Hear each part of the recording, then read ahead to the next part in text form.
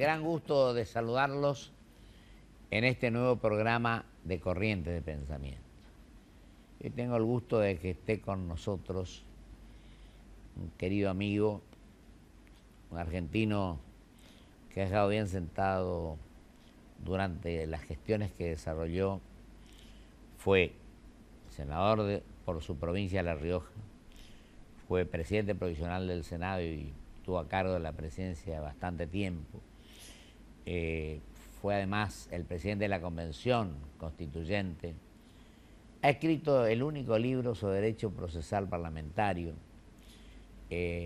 Bueno, ¿para qué voy a decir otras cosas?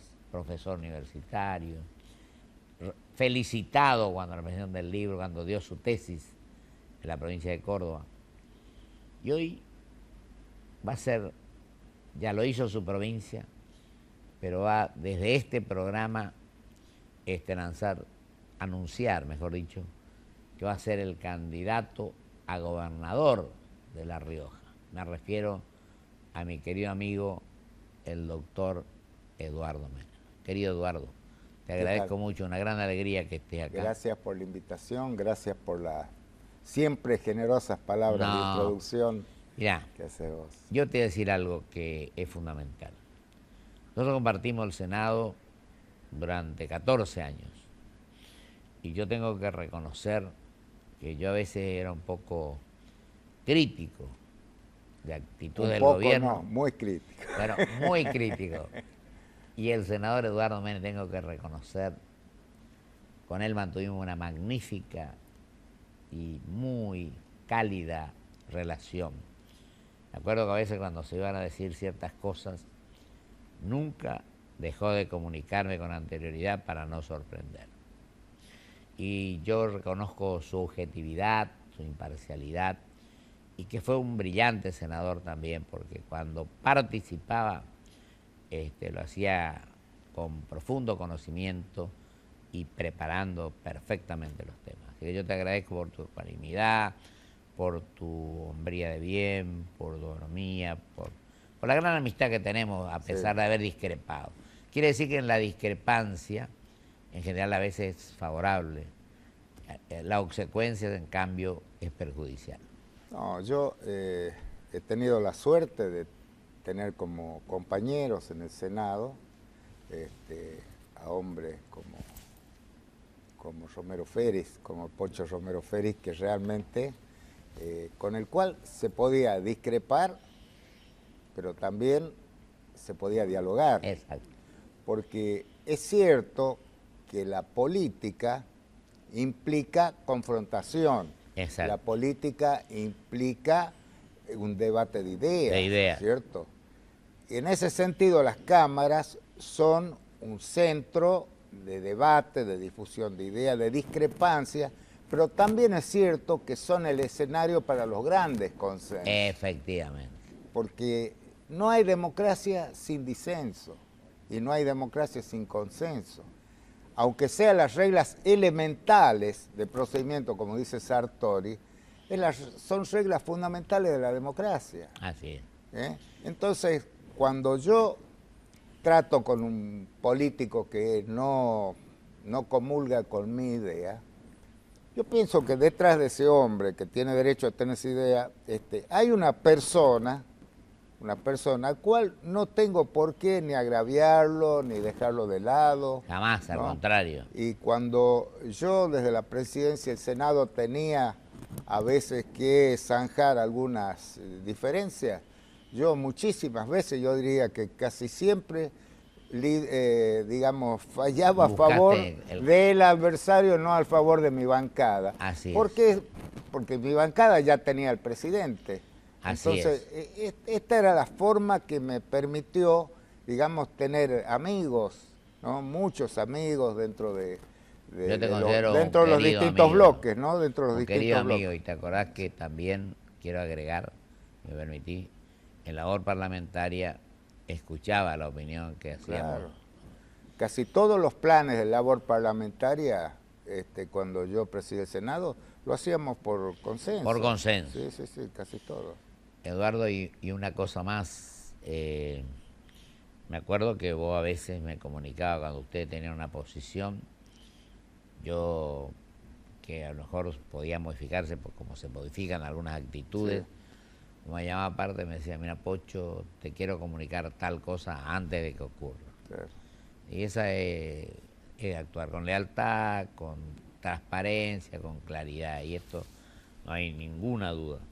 Así que yo te felicito, lo nombré al libro, bueno, ese libro, la verdad Sí. es que tiene una utilidad extraordinaria para Es, que las cosas se clarifiquen en algunos es aspectos un, que son dudosas, es ¿no? un poco explicar el funcionamiento de uno de los tres poderes del Del Estado. Estado. Yo diría que es el principal poder del Estado. Para mí también, yo Es el creo que sí. principal poder del Estado porque es, primero que es el único poder pluripartidista, porque el poder ejecutivo no es pluripartidista y bueno, el judicial no entra en cuestiones políticas. Además, el Congreso, las asambleas legislativas, tienen el control sobre los otros poderes. Efectivamente. Con el juicio político puede destituir al Destituir. presidente, al vicepresidente, puede destituir a los miembros de la Corte, antes lo hacía con todos los jueces, hasta que El 94, se modificó y el entró Consejo de la el Consejo de la Magistratura. Magistratura. que es un Entonces, gran ese, elemento, Eduardo, perdóname, pero con 20 miembros a mi criterio. bueno, ese es Que es otro tema. como comenzó el Ese tema. es otro tema, ¿no? Cómo esa reforma del 94, cuando se llegaron a instrumentar las denominadas leyes de mandato constitucional, ¿no? Cómo se les ha desvirtuado en el tema del Consejo de la Magistratura, que bajaron el número de miembros para que el Poder Ejecutivo tuviera, digamos, mayoría, pudiera manejarlo con discrecionalidad, cómo se reglamentó mal el tema de los decretos de necesidad y urgencia, ¿no? Violando abiertamente la Constitución, Totalmente. ¿no? Porque la Constitución prohíbe la sanción ficta de las leyes, Efectivamente. es decir, sancionadas por el silencio. Acá el decreto de necesidad y urgencia, para voltearlo el Congreso tiene que votar en ese sentido. O sea, tiene que voltearlo, tiene que derogarlo por decisión, y si el Congreso no dice nada, queda validado. Queda validado. Aprobadas, Y eso es contrario inclusive a la posición que mantenía la presidenta cuando era legisladora. Ella tenía la teoría contraria, que si no era ratificado por el Congreso dentro de tal plazo, quedaba sin efecto. Bueno, y otra cosa, Eduardo, hay un hecho que creo que es de enorme trascendencia, te lo pregunto porque antes de entrar al tema de tu provincia, que quiero hablar con vos bastante, el presupuesto. Claro. Hoy se aprueba a libro cerrado el presupuesto. No. ¿Vos te acordás que nosotros teníamos discusiones de varios días, reuniones de comisión, era un análisis enorme? Y lo otro que vos desarrollaste una gran tarea fue con el Parlatino, Sí. porque la política exterior yo creo que hoy tiene una trascendencia enorme. Con un mundo globalizado y competitivo no podés permanecer al margen de las cosas. Perón decía que la política internacional era la verdadera política. Efectivamente. Más que la de cabotaje, decía. Y lógico, si uno no se abre al mundo, pasa lo que está sufriendo ahora la Argentina, de tener que ir prácticamente de rodillas a pedirle el favor a Estados Unidos y a otros países para que lo apoyen en el tema de los juicios por los holdouts, ¿no? Y ir a pedir al CIAD, ir a pedir en otros lados, pese a que durante todos estos años se dijo vamos a vivir con lo nuestro, no queremos relaciones con las grandes potencias, ese encerramiento, hasta nos peleamos con los hermanos uruguayos. Uruguay. Hay que ser muy energúmeno, ¿no? Para pelearse con un país hermano, amigo, ¿no? Yo creo que Timerman debe ser uno de los peores cancilleres que ha tenido la República Argentina. Estamos careciendo, ¿no?, de política. En vez de tener la diplomacia, significa acercamiento, diálogo. Este hombre se pelea con todo el mundo y va y a violar una valija diplomática de una misión norteamericana que venía aquí a colaborar con las fuerzas de seguridad de Argentina. No, es increíble. Esto cuando se escriba en el día de mañana estos temas, mucha gente le va a parecer imposible que hayamos tenido esta falta total de política exterior. Yo creo que nuestro gran representante en el mundo es el Santo Padre, ¿no? Bueno. Con lo que hizo ahora con Israel y con Palestina. ¿Me permitís que te haga una... Sí. Que te pase un aviso? Ah, dale, dale. Es un papa peronista. Bueno, es de origen peronista. Ya sé que ahora es ecuménico, está por arriba de los partidos, por arriba de los... Yo hablaba pero con él, la verdad yo... Con él siempre no me dijo que era peronista, pero que era sanonesista, sí. Ah, sí, también. Ah, bueno, es a favor tuyo. ¿eh? Lástima con él no yo le le iba a ver con cada River, mes, cada 2 meses. Ahora, lo que sí yo quiero destacar, primero, 2 cosas. Que está haciendo una revolución en paz, en 1 año y pico, que es argentino, que nos deja, para mí, el líder de la paz en el mundo, con todo esto que está haciendo.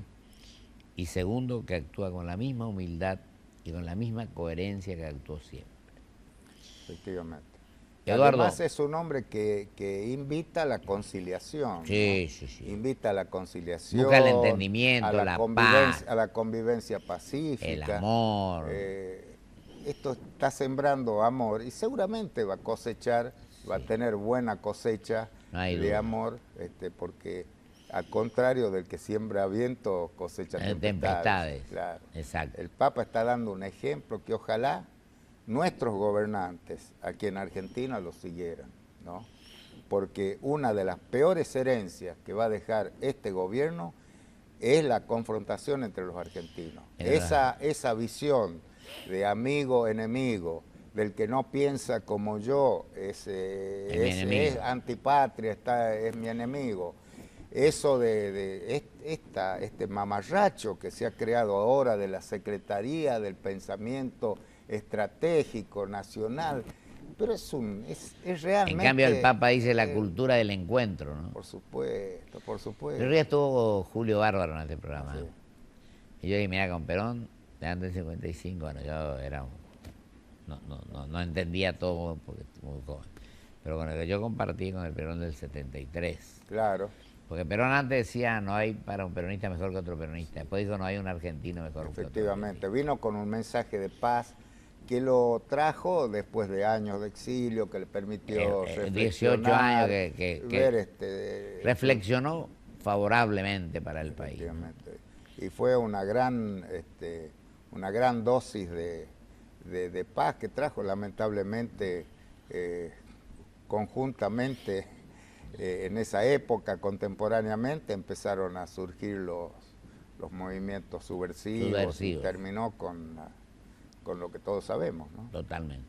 Eduardo, querido, sé que vas a ser candidato a gobernador de La Rioja. Sí. Y me alegra mucho que vas a trabajar enormemente por tu provincia. Tu provincia, tener un gobernador como vos, le va a resultar de enorme, ¿cómo te decir? Positivo al máximo, por tu conocimiento, por tu formación, por tu capacidad, por tu hombría de bien, por tu amor a tu provincia, etcétera, etcétera. Ahora, ¿es cierto que el actual gobernador pretende reformar la Constitución para su reelección? Porque yo entiendo que la Constitución actual no le permite reelección. No. Sí. Beder Herrera, ¿no? Pese a que él lo ha negado, la gente de él está trabajando, inclusive alguno presentó un proyecto, porque la Constitución de La Rioja se puede enmendar por la legislatura hasta 3 artículos, siempre que sea con mayoría calificada de 2/3 de los votos. Claro.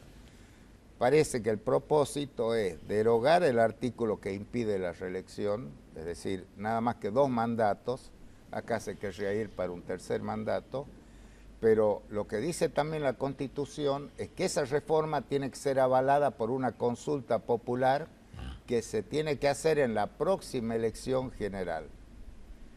Y acá no le dan los tiempos, porque la próxima elección general es la del 2015, 2015. O sea, que no le dan los tiempos, pero bueno. Y las pasos, hay pasos 2 meses antes, ¿no? En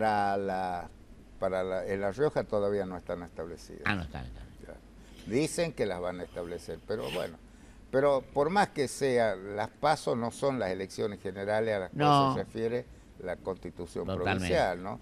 Y yo creo que esa posición, esto de estar jugando con si la reelección sí, la reelección no, creo que le hace daño a la provincia, le hace daño al propio gobernador, porque la verdad que la gente no le gusta este tipo de maniobras así, ¿no? Ya se ha visto el caso de Santiago del Estero, lo volteó la Corte, el caso de Misiones, ¿recuerdan? Cuando tuvo un papel protagónico el obispo Piña. El obispo Piña. Claro, entonces hay una...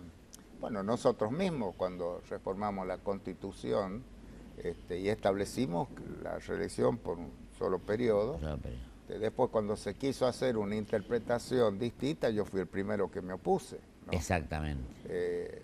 Y eso me da mi autoridad para decir... El gobernador de La Rioja no se puede reelegir. Vos ahí discrepaste hasta con el propio partido para la reelección. Claro. Y ahora creo que a veces se dice que la oposición se ponga de acuerdo en algunos puntos.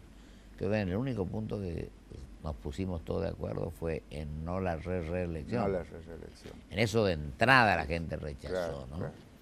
Sí. Ahora, Eduardo, y ya lanzaste allá, estás viajando. Sí, yo hace 10 años prácticamente. Tenemos 5 años, así que yo te dejo que vos te despidas con 5 minutos, perdón, te despidas con tranquilidad. Si 5 años sabes las cosas que puedo decir. Ahí ya, no, en 5 años ya terminaría tu mandato, son 4, así que... Te quiero decir lo siguiente. Con éxito. Yo he anunciado mi candidatura, estoy posicionándome porque hacía mucho tiempo que no hacía política activa de competencia. Y bueno, estoy anunciando, difundiendo mi candidatura. Todavía no es una campaña propiamente dicha, que eso es más, todavía falta mucho, más ¿no? adelante. Y bueno, con la idea de aportar algo a mi provincia, de aportar mi experiencia, mis años tu de conocimiento, política. has estudiado mucho. Tratar tenemos que hacer muchas cosas, tenemos que reordenar el Estado, jerarquizar al empleo público. Y te estuviste preocupando mucho, yo sé, porque un día hablamos y vos me comentaste por el tema de la educación también. El tema de la educación. Sin lo cual ninguna sociedad puede crecer. Estamos en los niveles más bajos de la educación en la provincia. De acuerdo a una última medición que hizo alguna de estas consultoras privadas, creo que es la de Claudio Lozano, el diputado, da en el primer trimestre de este año el 48% de pobreza en La Rioja, ¿no? O sea, estas son cosas que no se pueden admitir en una provincia que ha recibido muchísimos fondos de la nación, porque hay que reconocer que la política del kirchnerismo, para que La Rioja se olvide de Carlos Menem o hablen mal de Carlos Menem, le dio mucha plata al gobierno provincial, ¿no?, para que salga a decir que Kirchner le dio más que Menem, ¿no? Entonces, todo eso, se han hecho distintos tipos de obras y de emprendimientos, pero no atacó el mal principal, que es el tema de la pobreza, ¿no? Y además, Pocho, yo acá quiero decir que este gobierno le quitó a nuestra provincia, se vencieron los plazos y no los prorrogó, el tema de la promoción industrial. La promoción industrial no para La Rioja es fundamental. ¿No tiene ahora? No. Yo me acuerdo cuando asumimos con Carlos en el 83, claro. Tenía La Rioja, San Juan, San Luis y Catamarca. Sí, nos quitaron la promoción industrial. ¿Esto qué significa? Que La Rioja queda fuera de toda competencia con las otras provincias, porque los grandes centros de consumo, el puerto están muy lejos. Eso, súmele a que otras provincias tienen mejor infraestructura, entonces han empezado a levantarse las empresas del parque industrial. Llegamos a tener 15.000 trabajadores, es un golpe muy ahora duro, no sé si tenemos 5.000 o 6.000. Es muy duro eso. Y eso en esas provincias no es fácil conseguir otro trabajo, y si no hay nuevos emprendimientos, ¿no? Así que hay muchas cosas para hacer, tenemos que abrir el gobierno, hacerlo más transparente, tenemos que sancionar una ley de acceso a la información, ¿no? Claro. Que esta ¿Te acuerdas que lo sancionamos en el Senado? No, en el sancionado vino un proyecto de diputados, llegó al Senado, la señora presidenta, que en ese tiempo era presidenta de la Comisión de Asuntos Constitucionales, llamó a 10.000 personas para que opinen y después lo cajoneó y no salió. Ah, no, lo que yo me confundo, sí. No, dos leyes sacamos nosotros, ¿te acordás? Claro. Por unanimidad, que fue que no se diera a conocer la fuente de información, sí. Y la figura del desacato que se eliminó del Claro, gobierno. le eliminamos del Código Penal la figura del desacato. Y en el artículo 43 de la Constitución establecimos el secreto de las fuentes de información periodística. Exactamente. En el mismo artículo que se consagra el recurso de amparo, el habeas data, el habeas corpus y el secreto de la fuente de información. Yo como presidente de esa comisión tenía dos baluartes que nos apoyaban en eso, que era el escribano Vittel y don Cacho Storani. Ah, claro, sí. Dos políticos sí. Realmente de ley. Ahora, Eduardo, en este tiempo que nos falta, 2 minutos, sí. Con respecto a La Rioja, ya veo que te vas a preparar a fondo. Sí. Y con el país, ¿qué esperás que haga la oposición y oficialismo en estos 2 minutos con tu poder de síntesis? A mí me preocupa mucho el futuro inmediato, en tanto puede afectar al futuro inmediato. Claro. ¿no? Porque la gente, los inversores, están esperando que haya un cambio de gobierno porque ven que Argentina tiene muchas posibilidades en materia de recursos naturales, hidrocarburos, en fin. Pero no tienen garantía con este gobierno, ¿no? Porque no hay seguridad jurídica. Si el ministro de Economía de un país dice, hay 2 palabras que me disgustan o hay 2 malas palabras, que son seguridad jurídica y clima de negocio, ¿quién va a venir? Y los problemas que estamos viviendo nosotros, entre otras cosas, es la falta de inversión.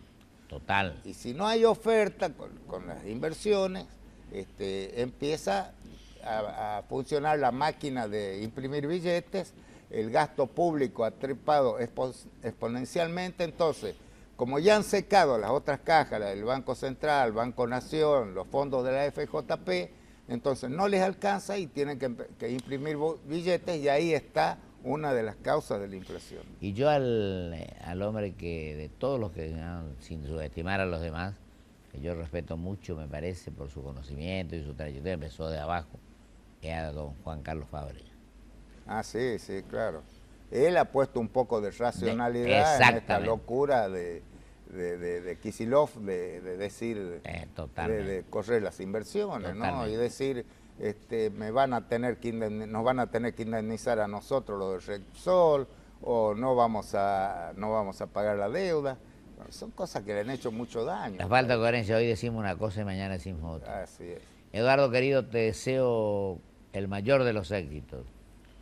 Si necesitas que vaya a pintar paredes, voy a ayudarte. Bueno, algún día podemos ir y vamos a cantar los dos la marcha peronista, como la cantaste cuando inauguramos la Casa de la Rioja. Yo escuché con todo respeto, pero tuve el honor de estar allí. Sí, no. Realmente ese fue un gesto de lo que tiene que ser la política. Inaugurábamos una casa partidaria en La Rioja. La casa de todos. Y Pocho Romero Férez, que es autonomista del Pacto Autonomista Liberal, estuvo presente con todo respeto, nos acompañó. Realmente fue un gesto político admirable, que ojalá se pudiera repetir en los tiempos que vienen. Te agradezco mucho y te deseo todo el éxito del mundo. Gracias. Vamos a un corte y vuelvo con mis conclusiones.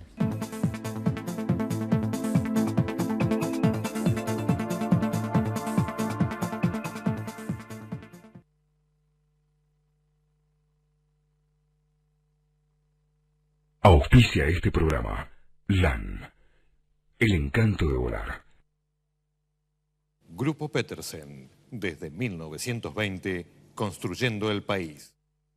¿Conoces el botón de alerta? Es la nueva aplicación gratuita de Provincia Seguros. Con solo pulsar un botón, envías al instante múltiples alertas de seguridad con la dirección exacta en la que te encontrás. Nos interesa tu seguridad. Buenos Aires, activa como nunca. Gobernación Daniel Scioli. Cumplimos 15 años y lo celebramos inaugurando la nueva Terminal B de Ezeiza, con una inversión de 570 millones de pesos. Aeropuertos Argentina 2000. Soñamos con vos. En Toyota creamos nuestra nueva reserva ecológica en la planta de Zárate.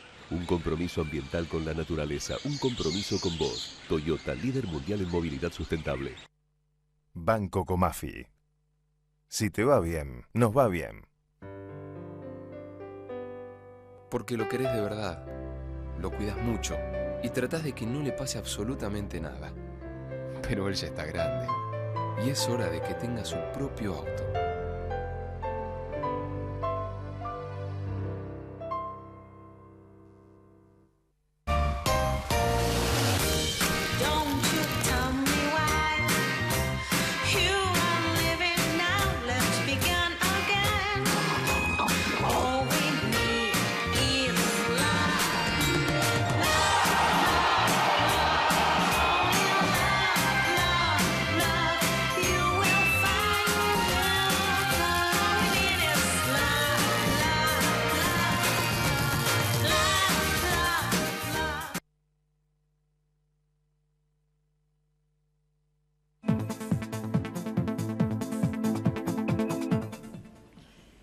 Me queda un minuto. En primer lugar, agradecerle y desearle mucha suerte a mi querido amigo, el doctor Eduardo Menem. En segundo lugar, reiterar lo que vengo planteando en este programa de hace un tiempo. Culpa de los políticos, culpa a veces de los empresarios, a veces de los sindicalistas, pero fundamentalmente creo que la sociedad no se debe limitar a criticar, sino debe ser protagonistas. Debe actuar analizando, evaluando y viendo qué los candidatos, qué actitud asumieron en su actuación anterior, si la tuvieron, en el presente y qué esperan de ellos en el futuro. Pero ese instrumento poderoso que tiene la sociedad del voto, tiene que hacerlo valer. Yo creo que la falencia que tiene la sociedad, y lo digo con toda crudeza, es no pedir rendición de cuentas a aquellos que eligen. Porque a veces los candidatos dicen una cosa y terminada la elección siendo electos, actúan de otra manera. Tenemos que terminar con el acomodo y con la falta de valentía, estudiar los temas y pedir rendición de cuentas con esa suspicacia que hay de la corrupción, del mal comportamiento. Creo que es nuestra obligación como argentinos, para recuperar a nuestro país, actuar con sensatez, con seriedad, con patriotismo y con espíritu constructivo, en paz y en solidaridad. Muchísimas gracias. Hasta el próximo programa, si Dios quiere.